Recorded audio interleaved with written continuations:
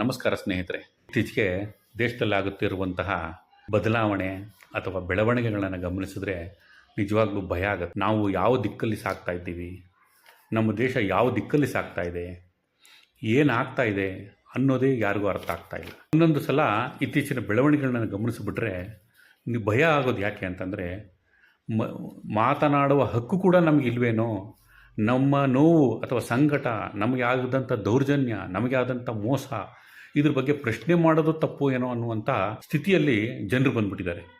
ಬಹುತೇಕ ಜನರು ಇವತ್ತು ಮಾತಾಡೋದನ್ನೇ ನಿಲ್ಲಿಸ್ಬಿಟ್ಟಿದ್ದಾರೆ. ಯಾಕೆ ಅಂತಂದರೆ ನೋಡಿ, ನಮ್ಮ ದೇಶದಲ್ಲಿ ಮೊದಲ ಬಾರಿಗೆ ಡೀಸೆಲ್ ಪೆಟ್ರೋಲ್ ಬೆಲೆ 100 ರೂಪಾಯಿ ದಾಟ್ತು. ಯಾರೂ ಹೋರಾಟ ಮಾಡಲಿಲ್ಲ. ಗ್ಯಾಸ್ ಸಿಲಿಂಡರ್ ಬೆಲೆ 1000 ರೂಪಾಯಿ, 2000 ರೂಪಾಯಿ, 3000 ರೂಪಾಯಿ ಆದರೂ ಕೇಳೋರಿಲ್ಲ. ಬಸ್ಸು ಟಿಕೆಟು, ಆಮೇಲೆ ರೈಲ್ವೆ ಟಿಕೆಟ್ ದರಗಳು ಹೆಚ್ಚಾದರೆ ಕೇಳೋರಿಲ್ಲ. ಏನೋ ಆಗ್ತಾ ಇದೆ ಅಂತ ಹೇಳ್ತಾರೆ. ಆದರೆ ಏನಾಗ್ತಿದೆ, ಎಲ್ಲಾಗ್ತಿದೆ, ಯಾಕಾಗ್ತಿದೆ, ಹೇಗಾಗ್ತಿದೆ, ಅದ್ರ ಜನರ ಮೇಲೆ ಏನು ಪರಿಣಾಮ ಬೀಳ್ತಾ ಇದೆ, ಜನರು ಅದನ್ನು ಸಹಿಸ್ಕೊಳ್ಳೋಕ್ಕೆ ಸಾಧ್ಯನಾ ಅನ್ನೋ ಪ್ರಶ್ನೆಗಳನ್ನ ಕೇಳಿದ್ರೆ ಉತ್ತರನೇ ಇಲ್ಲ.